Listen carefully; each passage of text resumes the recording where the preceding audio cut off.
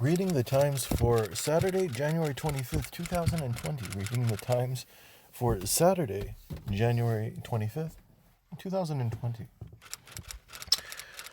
Branding Trump a danger, Democrats cap the case for his removal. Give America a fair trial, she's worth it. But those same senators appeared unmoved, not just on the question of whether to acquit Mr. Trump, which they were expected to do, but also on the crucial question concerning witnesses and documents. Without an agreement to take new testimony or subpoena documents relevant to the case, Mr. Trump may be headed towards a historically speedy acquittal in as little as a week from now, before the Iowa caucuses or his planned State of the Union address. Get rid of her, Mr. Trump can be heard saying. According to ABC, get her out tomorrow. I don't care. Mr. Trump's defense team plans to open its arguments on Saturday, though senators were expected to meet for only an abbreviated 2 or 3 hour session before adjourning the trial until Monday afternoon. Few GOP senators display any hint of being swayed by Democrats' arguments. What they do not appear to have been is persuasive to the critical handful of Republicans who hold the key to their immediate objective, gaining access to witnesses and documents that could cement their case. Republicans have long argued that the Democrats' main aim is to use impeachment to increase their chances of winning the White House, holding the House, and seizing the Senate this fall by energizing their voters, independents, and the Republicans uncomfortable with Mr. Trump, while putting endangered Senate Republicans in the hot seat. Republicans added the Democrats' comments to their ever-expanding list of reasons to oppose extending the proceedings by demanding budget documents and subpoenaing witnesses such as Mick Mulvaney, the acting White House Chief of Staff, and John R. Bolton, the former National Security Advisor. Lev Parnas says he has recording of Trump calling for ambassadors' filing. In an interview with MSNBC host Rachel Maddow last week, Mr. Parnas said that Mr. Trump had tried to recall Ms. Yovanovitch at least 4 or 5 times. Mr. Parnas said that he personally spoke once or twice to the president about firing her, including at the dinner, which he said was also attended by Mr. Trump's son, Donald Trump Jr. I don't know how the issue is, the conversation came up, but I do remember me telling the president and the ambassador was bad-mouthing him and saying that he was going to get impeached, something to that effect, Mr. Parnas recalled. Mr. Sessions has said that he wrote the letter independently of Mr. Parnas and Mr. Fruman, but when Ms. Yovanovitch was not removed, Mr. Sessions provided Mr. Parnas with a copy of the letter, signing his name across the back of the envelope. Photographs appearing to show the signed envelope and Mr. Parnas presenting it to Mr. Trump were included in a batch of records provided earlier this month by Mr. Parnas to the House Intelligence Committee. A major fear for Democrats. Will the party come together for November? Mr. Sanders has tried to bolster his standing with older voters and lessen their ardor for Mr. Biden by trumpeting his support for Social Security and highlighting the former vice president's past willingness to consider cuts to the program, a contrast Sanders supporters believe is vital given Mr. Trump's suggestion this week that he'd pursue entitlement trims. Many Sanders supporters who said they would grudgingly support one of his rivals against Mr. Trump quickly added that it's all they do, ruling out doing the volunteer work that is the lifeblood. Many Sanders supporters who said they would grudgingly support one of his rivals against Mr. Trump quickly added that that's all they do, ruling out doing the volunteer work that is the lifeblood of the campaigns. Over in Dubuque, Iowa, Ron Davis said flatly he'd support Mr. Trump if Mr. Sanders was the nominee. Fear of virus ruins the happiest day for millions of Chinese. We won't have a New Year celebration tonight. There's no mood for it, said Wu Qiang, a middle-aged Wuhan resident waiting outside a hospital for word about his son who had a fever. Supplies have grown scarce in Wuhan under the weight of the epidemic, hospital employees in Wuhan said, Outside the number 4 hospital in Wuhan, 2 medical workers taking boxes of protective gowns from a truck said the gowns did not give maximum protection from the virus, but would have to do because better supplies were lacking. EPA is letting cities dump more raw sewage into rivers for years to come, which we've gotten quite frankly from prior administrations. Cities that say they are renegotiating the sewage treatment with the agency include Cleveland, Seattle, Kansas City, Missouri, South Bend, Indiana, and Chattanooga, Tennessee. If cities face genuine cost concerns, there are other methods to maintain affordable while still keeping sewage out of the use of pollutants near streams and wetlands, on toxic emissions from industrial facilities, and on mercury emissions from coal-fired power plants. In the administration's first 3 years, the EPA has renegotiated about a dozen consent decrees with the cities that use combined sewage systems, according to Adam Krantz, chief executive of the National Association of Clean Water Agencies, a trade group that represents water utilities. Mexico breaks up a migrant caravan, pleasing the White House. The Mexican government's new hardline posture on migration entered a new phase this week with its iron-fisted response to a large migrant caravan of Central Americans who sought to enter Mexico. On January 18th, hundreds of migrants in the vanguard of the caravan surged across a bridge linking the Guatemalan city of Tecunuman with the Mexican city of Ciudad Hidalgo, and came face to face with troops from Mexico's National Guard who blocked their path. 2 days later, more than 1,000 migrants tried to force their way from Guatemala into Mexico by fording a river that separates the two countries and storming up a steep riverbank before being repelled by Mexican security forces wielding riot shields and truncheons.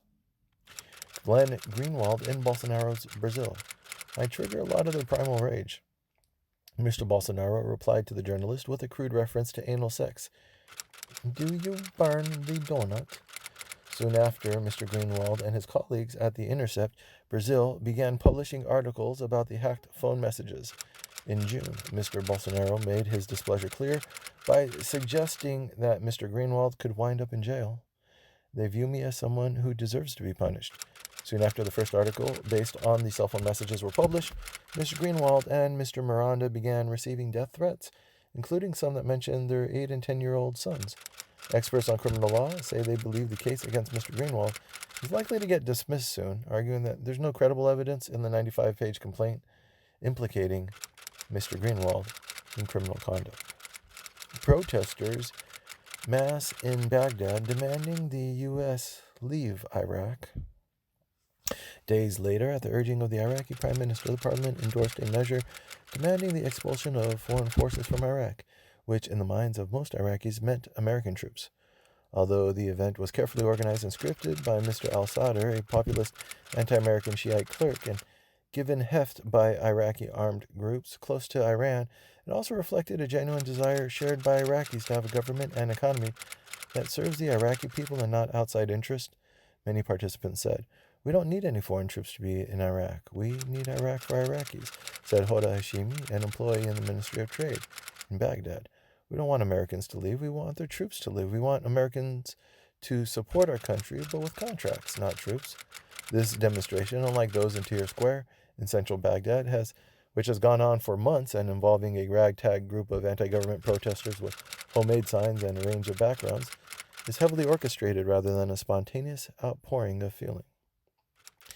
Pence's trip lets him change the topic, but impeachment intrudes. On the heels of President Trump's two-way trip to Davos, Switzerland, Mr. Pence called his boss unstoppable in an exchange that was caught off on the microphone. Like Mr. Trump's Davos visit, Mr. Pence's trip was an opportunity to draw attention away from the all-consuming obsession back in Washington, the impeachment trial of the president. In recent days, Lev Parnas, an associate of Trump's personal lawyer, Rudolph W. Giuliani, has said in interviews that Mr. Trump canceled plans for Mr. Pence to attend the inauguration last year of President Volodymyr Zelensky of Ukraine, after Ukrainians declined to announce a corruption investigation into the family of former Vice President Joseph R. Biden. U.S. refuses extradition in fatal crash, prompting anger in the UK. The United States has formally turned down Britain's extradition request for an American woman who was involved in a car accident that killed a teenager last year, a decision that the British government called a denial of justice.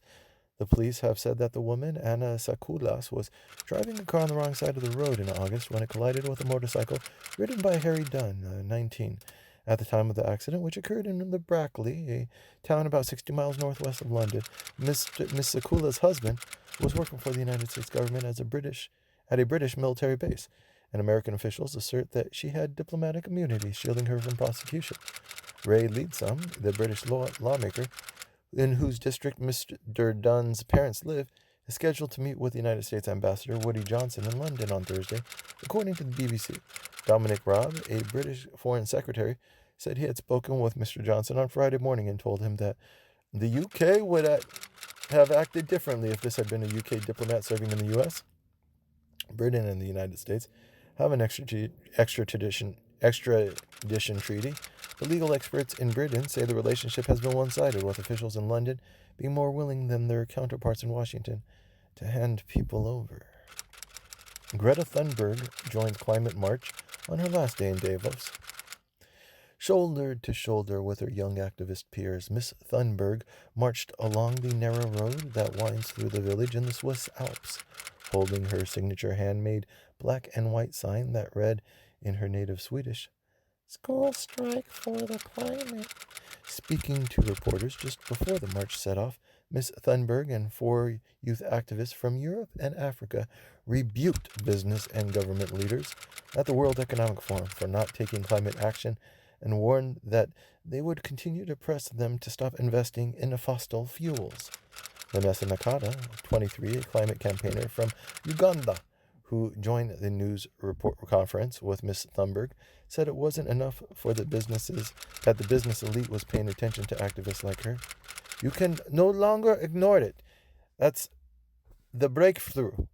Ms. Thunberg, a soft-spoken young woman who discusses openly her struggles with a neurobiological condition called Asperger's syndrome, has emerged as an unlikely moral authority figure on the need to avert the worst effects of climate change. Chicago woman is second patient in U.S. with Wuhan coronavirus. A second patient in the United States has been found to be infected with the Wuhan coronavirus, the Center for Disease Control and Prevention announced on Friday. The first known case in the United States of a man in Washington state who had traveled to Wuhan was reported on Tuesday.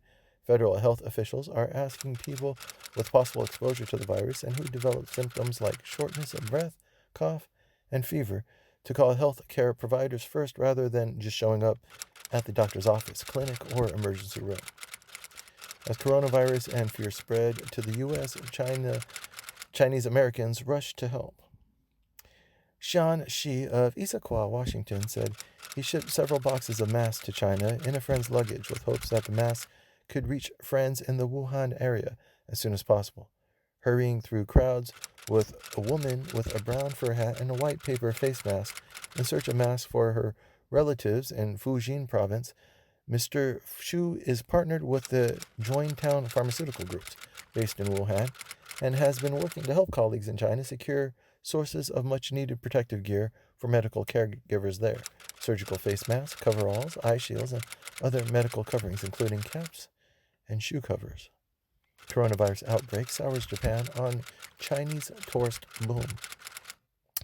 As a deadly coronavirus outbreak in China, which has spawned fears of a pandemic across Asia, is raising concerns in Japan that public sentiment could be damaged as Chinese citizens have become an increasingly visible part of daily life, with the start of the week-long Lunar New Year holiday ushering in one of the busiest travel seasons for Chinese tourists. Some Japanese say they cannot help but regard Chinese visitors warily. More people question human rights and democracy over the Chinese government's policy against the Uyghurs or Hong Kong, said Mr. Kondo, referring to the Chinese government's detention of Muslim ethnic minorities in internment camps and its repression of pro-democracy movement in Hong Kong. A legendary documentary maker closes an open wound. A second of film is 25 frames. They could have long debates on removing 5 frames. They won the grand prize at the Locarno Film Festival in 1977 for the movie about the Italian communist leader Antonio Gramsci. In Italy, from the post-war years until the 1970s, by law, 10-minute documentaries were shown before all feature films, which guaranteed that the genre was funded, if stingily, because the documentaries earned a small percentage of the film's total box office. One of Cecilia's complaints was that her documentaries were often affiliated with experimental films, and so the proceeds were minor. She always battled to get tacked onto box office success, said Marco Bertozzi, a historian of Italian documentaries. Macron fires ambassador who attacked his pension plan. Ségolène Royal, who was the Socialist Party's unsuccessful candidate in the 2007 French presidential election, and later a senior official until the presidency of her former partner, François Hollande, was appointed to the diplomatic post by Mr. Macron in 2017. Ms. Royal's response has been to announce a new centrist movement of her own, perhaps to challenge Mr. Macron in the 2022 elections. Brought back under the limelight, Mr. Macron announced her own political movement, which she described as the third way, echoing Macron's words during the last presidential election. 34 troops have brain injuries from Iranian missile strike, Pentagon says. The Defense Department said Friday that 34 American service members have traumatic brain injuries from Iranian strikes on Al-Assad Air Base in Iraq, contradicting President Trump's dismissal of injuries among American troops this week. On Wednesday, Mr. Troop dismissed concussed symptoms felt by troops as not very serious, even as the Pentagon acknowledged that a number of American servicemen members were being studied for possible traumatic brain injury caused by the attack. The Trump administration at first said there were no injuries at all from Iranian attacks on American troops. In 7 days and 3 protests, the nation's divisions on glaring display. The heterogeneity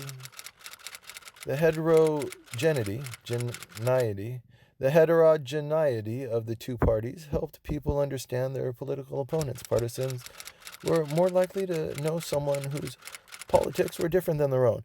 Years of social and political sorting have left Americans of both parties less likely to know people who are different from them politically. Each kind has the same political effect, a primal fear that makes people want to band together to defend against the other side. Trump tries to upstage drama in the Senate with his own programming. It's our time. Next. As the trial has gone underway, Mr. Trump uncharacteristically has limited his public pushback to select moments, instead making an effort to appear focused on other matters, much like President Bill Clinton sought to do during his own impeachment trial in 1999. Mr. Trump's decision to attend the March for Life in person on Friday defied the conventional wisdom that led other anti-abortion Republican presidents like Ronald Reagan and George W. Bush to play it more cautiously by staying away and sending taped or telephone messages instead. Likewise, the president chose now, of all times, to finally unveil his plan to make peace between Israel and the Palestinians. The president's friend, Mr. Netanyahu, eager to hang on to office, may be just as eager for a distraction from his domestic troubles as Mr. Trump, leading to the odd spectacle of an American president on trial in the Senate for abuse of power, hosting an Israeli prime minister indicted on charges of corruption. Emotional Schiff's speech goes viral, delighting the left and enraging the right. Schiff is very, very effective. Mr. Schiff, a California Democrat who steered the impeachment trial into Mr. Trump and is the lead prosecutor in his Senate trial, has long been a hero of the left and a villain to the right. Amateur thespian Schiff tries out some new lines.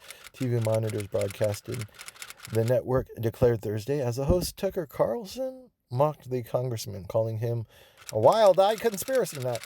And if Mr. Schiff had made any inroads with Republicans in the Senate chamber, he may have undercut them on Friday with his head-on-a-spike remark, drawing an anonymously sourced CBS News report. A former Attorney General of New Jersey and now a law professor at New York University described Mr. Schiff's sharp criticism of Mr. Trump as a wise calculation because, unlike a regular jury trial, Mr. Schiff does not need a unanimous verdict. In limelight again, key impeachment witnesses still experience a divided response. Supporters of President Trump still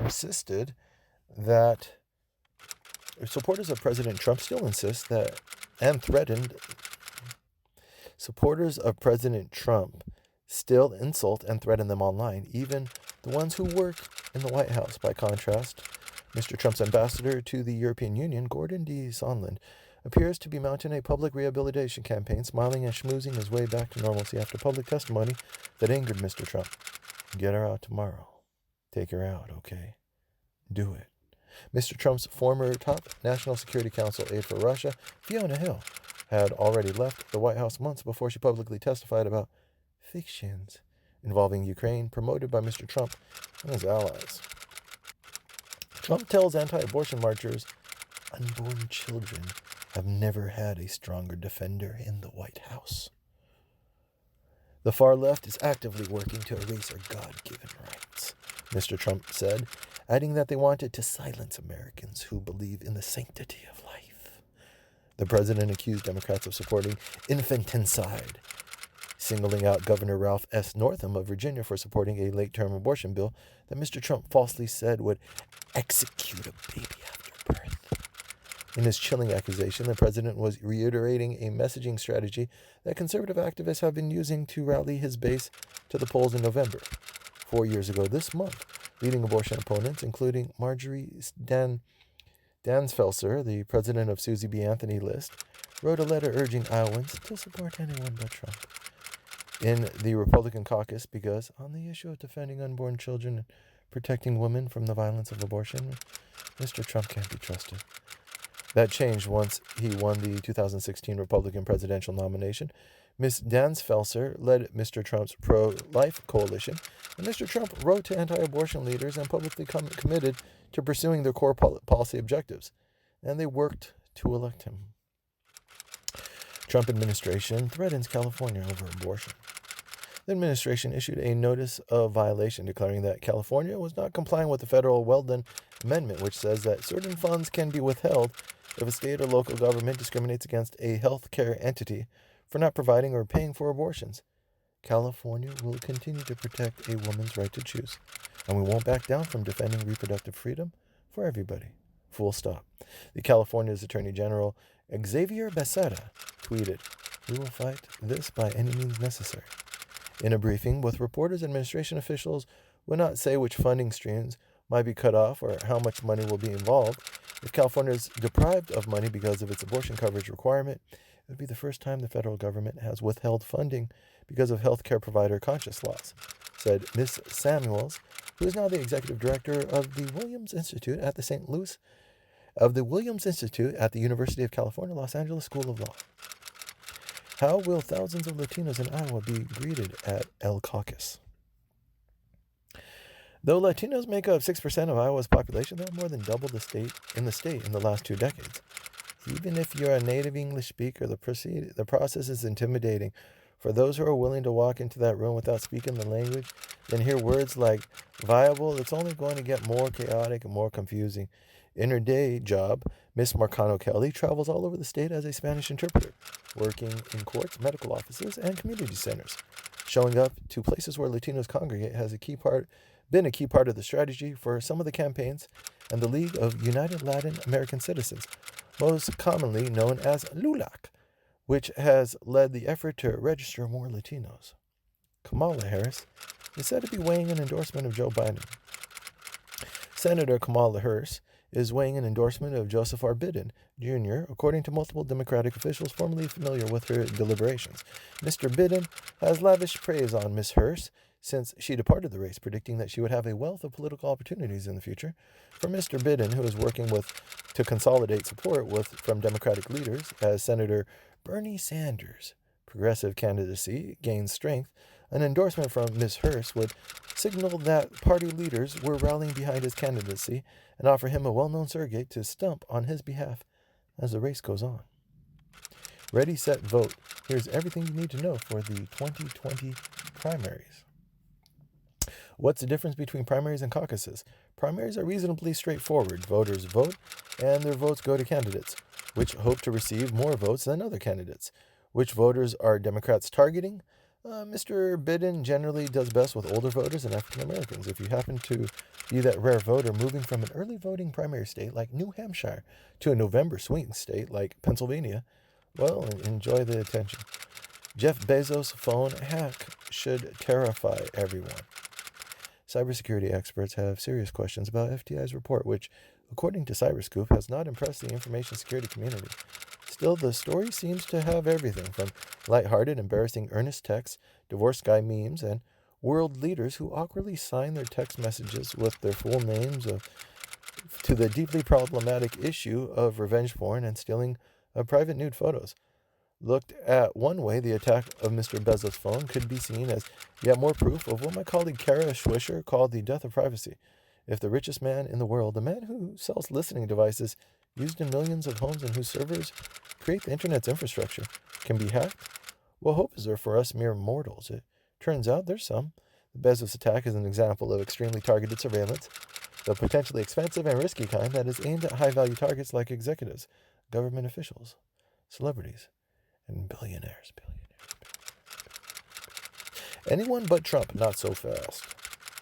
The strongest version of the argument is this. Say what you will about Warren or Sanders' policies, neither candidate poses any serious threat to our constitutional order, just as neither possesses Trump's crippling character flaws or has such contempt for the institutions, traditions, and habits of a free and civilized society. In short, while a Warren or Sanders presidency might drastically rearrange the furniture in our common democratic homes, it will not, as Trump's has, seek to blast away the foundations. What's more, the decisive loss by Mr. Trump might have the added benefit of chastening conservatives who abandon their former free people, free markets convictions in favor of Trump's nativist demagogy. Trump acts like a politician. That's not an impeachable offense. Regrettably, the House of Representatives has transformed presidential impeachment from a constitutional parachute and emergency measure to save the Republican free-for-all into a parliamentary vote of no confidence. The House seeks to expel Mr. Trump because he acted for his personal political benefit rather than a legitimate policy purpose. Mr. Trump's lawyers responded, elected officials almost always consider the effect that their conduct might have on the next election. The president's lawyers are right. The first article of impeachment turns on President Trump's request that President Volodymyr Zelensky of Ukraine announce an investigation of Hunter Biden's role with the energy company Burisma. In a representative democracy, they write, elected officials almost always consider the effect that their conduct might have on the next election. President Trump did not stand to receive any money or property from the Ukrainian president. My piece of the American id.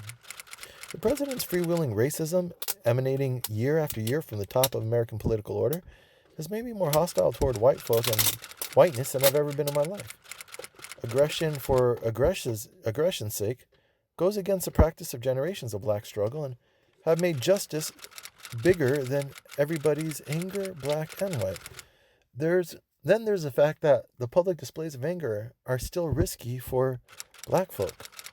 The myth of middle-class liberalism. Quite the opposite, the growing middle class across Africa, Asia, and Middle East seem disinclined to push for democratic reform, while segments of the European and American middle classes feel threatened by the rapid socioeconomic transformations of our time, have proven quite open to the appeals of illiberal demagogy. Edvard Benes, the Czechoslovak liberal politician, observed in 1940 from his London exile, the middle classes realized the political democracy carried to its logical conclusion could lead to social and economic democracy, and therefore began to see in the authoritarian regimes salvation from a social revolution of the working and peasant classes. To be sure, not all parts of the middle classes were so eager. In many parts of the post-war global South, from the Middle East to Latin America, middle classes prospered in authoritarian regimes and, fearful of social instability, often supported the political repression. The opening argument, marathon at the impeachment trial.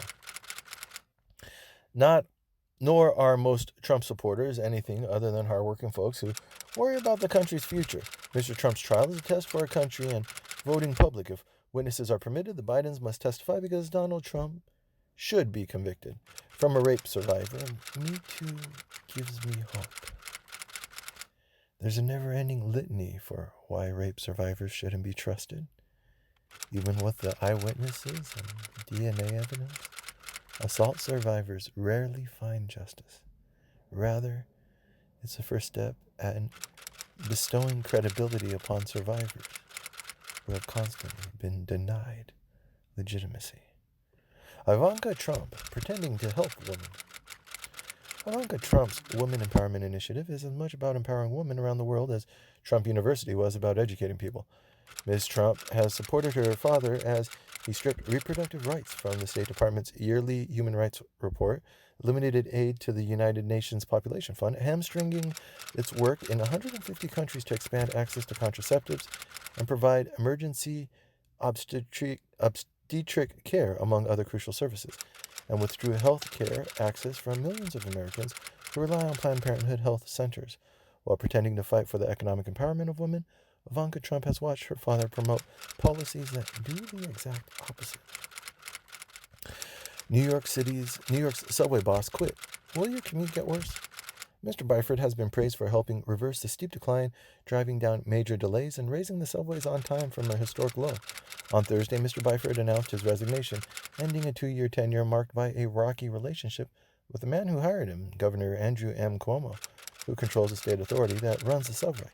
5 months into his tenure, Mr. Byford also laid out his own ambitious and expensive long-term plan to purchase hundreds of new trains and upgrade the system's dilapidated signals, the source of many of the subway's problems.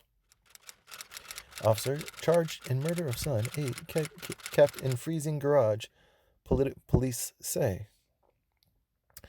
There's people everywhere. The woman, Angela Polina, was talking to her fiancé, Michael Volva, a New York City police officer. Not long after recording was made, the authorities said Thomas Volva was dead. He had been kept overnight in the couple's unheated Long Island garage as the temperature outside plunged to 19 degrees, the police said.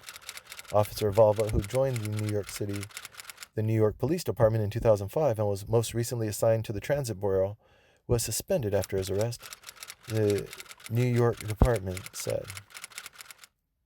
With one crime, an ex-congressman damaged 2 families. Cameron Collins stood in the same courtroom as his father had 6 days earlier, following his father's example, even to a ruinous end. In a surprise reprieve, the judge, Vernon S. Broderick of Federal District Court in Manhattan, said he would not punish the son for his father's sins. He sentenced Cameron Collins, 27, to 5 years probation and 500 hours of community service, sparing him any prison time. Although Mr. Collins is now a felon, it should not define you for the rest of your life, the judge said, adding later, I hope you recognize that this is a tremendous break. Cameron Collins grew up outside Buffalo, New York, in a supportive and stable Catholic family, his lawyers wrote in a court filing. 85,000 pieces from beloved Chinatown Museum likely destroyed in fire. Officials at the Museum of Chinese in America said Friday evening that thousands of historic and artistic items that it had carefully collected and curated over decades were most likely lost after a fire tore through a Chinatown building where most of the acquisitions were stored. As firefighters battling the fire sprayed the building with fire hoses, museum officials called in conservators and found freezer space, hoping they could salvage soaked items, according to Miss Musbach. On Friday evening, as water poured through the building, museum officials braced themselves to notify families who had donated items, artists, and others of the destruction. Rosie Perez at Weinstein trial backs up rape allegations. Annabelle Sciorra testified in Harvey Weinstein trial. He raped me. Oh, wait, no, you gotta erase this. Anyways, Mr. Weinstein's trial is widely seen as a watershed moment for the #MeToo movement and has delved into complicated issues of consent and power dynamics in professional situations. Ms. Sciorra told Ms. Perez that Mr. Weinstein was harassing her. He had banged on the door of her hotel room, and she was scared he was going to get her. Ms. Perez said, 2 months before the articles in the Times and the New Yorker appeared, Mr. Anson said he received an email from Mr. Weinstein asking him to investigate a list of red flags, people who Mr. Weinstein thought were speaking to him about the media, or to the media. Building the perfect meal with sheep lungs and a suitcase. The full extent of smuggling is unclear, but anecdotal evidence suggests that a fair number of Americans have crossed the border into Canada to buy haggis made with lungs. Paul Bradshaw, a Toronto butcher who learned his trade from a haggis master in Scotland, said he had sold authentic haggis to hundreds of Americans. For some Burns Night devotees, the historical roots of haggis exert a strong emotional pull. Before Burns helped popularize it in his poem, Address to a Haggis. The dish was typically consumed by peasants who had to use every part of the sheep to make the most of scarce resources. When Prince of Wales is your landlord. Nan's London, which will eventually have about 4,000 homes, could be the most ambitious project undertaken in the 700 years of the Duchy of Cornwall, a patchwork of properties spread across England, covering more than 200 square miles, that provides an income to the Prince of Wales. Nan's London, the Duchy says, has been inspired by Prince Charles' philosophy on architecture and the environment. Prince Charles made the Duchy's own farm entirely organic more than 30 years ago, and he has separately set up the Duchy Originals brand, which sells organic food. London police are taking surveillance to a whole new level. The Metropolitan Police said in a statement that the technology would help quickly identify and apprehend suspects and help tackle serious crime, including serious violence, gun and knife crime, child sexual exploitation, and help protect the vulnerable. London has faced several terror attacks and has seen an increase in crime in recent years. Every day, our police officers are briefed about suspects they should look out for. Nick Epgrave, Assistant Commissioner of the Police Department, said in a statement. The government's top privacy regulator has raised concerns about the use of technology, as did an independent report of a trial use by the Metropolitan Police. Have a search warrant for data? Google wants you to pay. Google has a tremendous amount of information on billions of users, and law enforcement agencies in the United States and around the world routinely submit legal requests seeking that data. In the first half of 2019, the company received more than 75,000 requests for data on nearly 165,000 accounts worldwide. One of 3 of those requests came from the United States. The new fees could help recover some of the costs required to fill such a large volume of legal requests, said Al Jadari, a lawyer who for years represented Google and other technology and telecommunications companies. Stocks fall as second virus case in U.S. spooks investors. Airline shares exposed to the impact of travel restrictions related to the virus dropped sharply. American Airlines by 4% and United Airlines by 3.5%. Chevron fell more than 1%, while ExxonMobil dropped 0.7%. Huntington Bank shares fell 3.8%, while KeyCorp and Regions Financial both fell more than 2.5%. Big business says it will tackle climate change, but not how or when.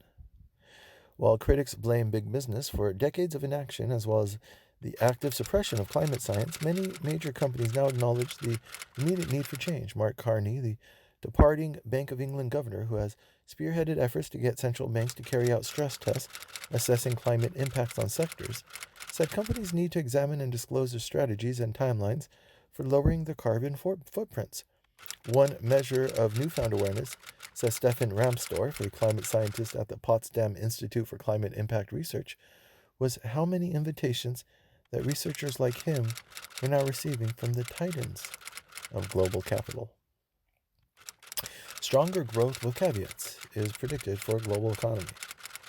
The top central bankers from both places acknowledged on Friday the dangers of negative interest rates, even as they said they saw no immediate opportunity to tighten monetary policy. Christine Lagarde, the president of the European Central Bank, said she welcomed figures showing lower unemployment in Europe and wages rising at a rate of 2.5% a year.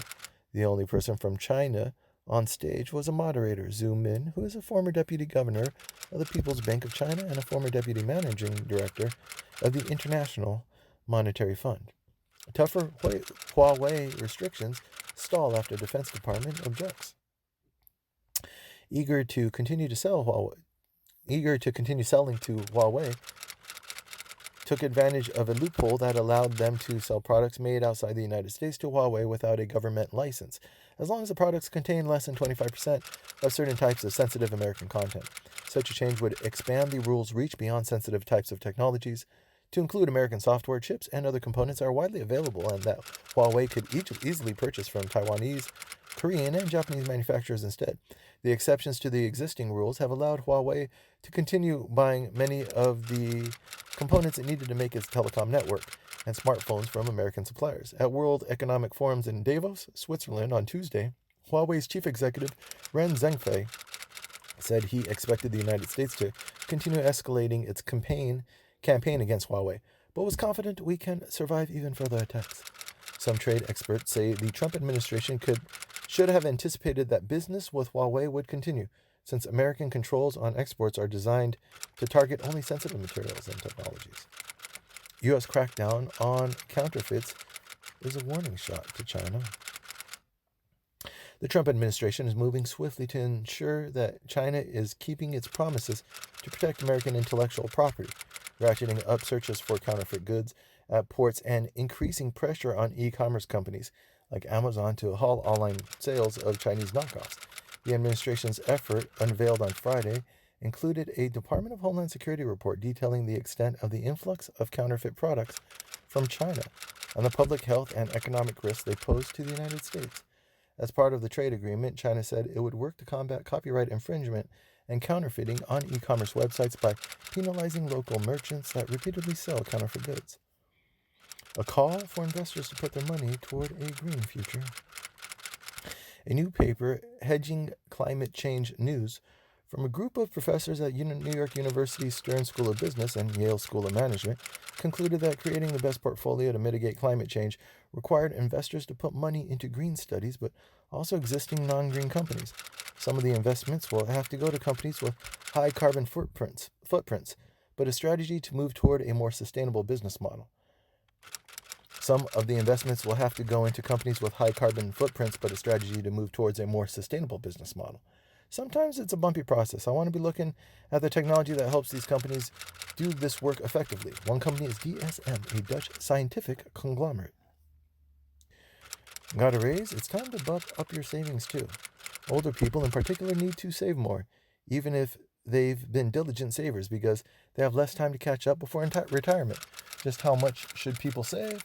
Morningstar suggested a simple rule of thumb. Each time you get a raise, spend a percentage of it that's twice the number of years to retirement, and save the rest. If you're 30, you should save 30% of the raise. If you're 50, save half. Twice the number of years to retirement. Each time you get a raise, spend a percentage of it that is twice the number of years to retirement and save the rest.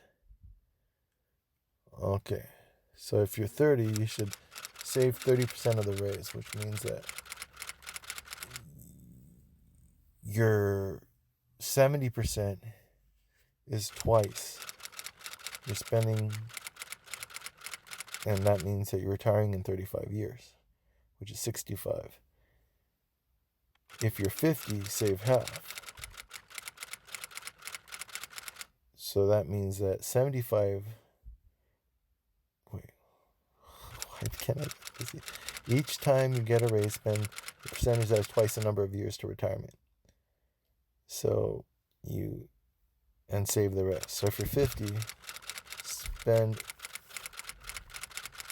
you want to spend twice the number of years. So if you're 50, you're going to retire at 75. The first example says if you're going to retire at 65, but then the second example says you're going to retire at 75. Interesting. That has been Reading the Times for January 25th, 2020. Reading the Times for January 25th, 2020. Saturday.